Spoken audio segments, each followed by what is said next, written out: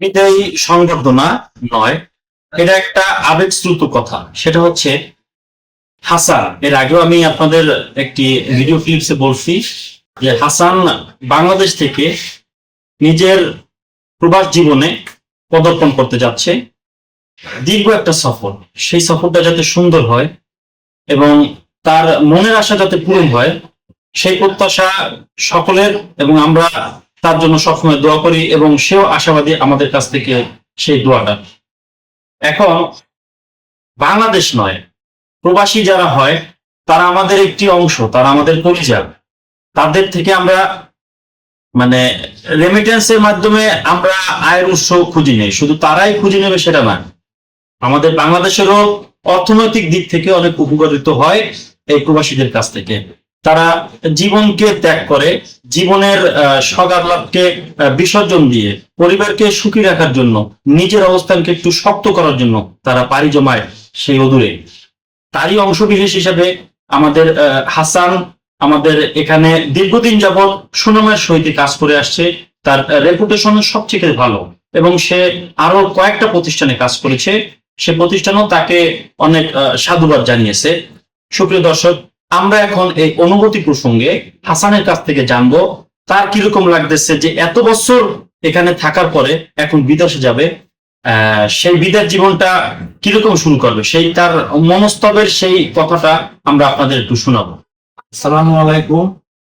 দীর্ঘত অনেক বছর ধরে প্রতিষ্ঠানে চাকরি করি, আমি বিদেশে যাইতেছি। আমার জন্য সকলে দোয়া করবেন, এই সুস্থ শরীরে যাইয়া ঠিকমতো চাকরি করে আবার আসতে পারি বাংলাদেশে। সাফল্যতা নিয়ে বাংলাদেশে আবার আসো, সেই প্রত্যাশায় তোমাকে আমরা দোয়া করি এবং আমাদের আন্তরিক ভালোবাসা থাকে। আল্লাহ হাফেজ। এই যে হাসান এতদিন তোমাদের মাঝে ছিল, এখন যে হাসান বিদেশ যাবে, এখন সে অনুভূতিটি কিরকম? জিনিসটা আপনার কষ্টকর, তবু বিদায় দিতে হবে তার সাফল্যের জন্য, ভবিষ্যৎ উজ্জ্বলের জন্য।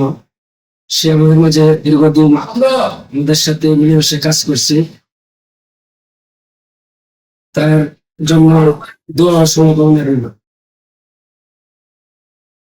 এই যে হাসান দীর্ঘদিন তোমাদের মাঝে ছিল, এখন যে বিদেশ পাড়ি জমাবে, সেটা তুমি কিরকম চোখে থাকো?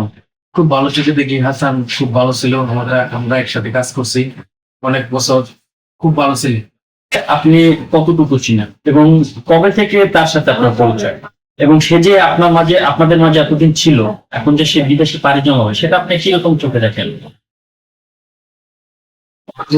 অনেকদিন ধরে এখানে ছিল, তারপরে এর আগেও আমার সাথে আগে থেকে পরিচয় আছে। আর ছেলে হিসাবে খুব ভালো। আকন্দ জি ভাই। দীর্ঘদিন যাবৎ একত্রে চলাফেরা করছো, যেটা জানা গেছে হাসানের সাথে। হাসান সম্পর্কে আমি তোমার কাছ থেকে জানতে চাই অল্প পরিসরে, এবং হাসান যে বিদেশ যাবে সেটা তুমি কিরকম চোখে দেখো? হাসানের বিষয়ে বলার মতো ভাষা আমার কাছে নাই। ও আমার বন্ধু প্লাস ভাই, অনেক কাছের একটা মানুষ। এখন ওর সাফল্যের কারণে ও বিদেশ যাইতেছে, তার জন্য শুভকামনা, অনেক অনেক দোয়া রইল তার জন্য।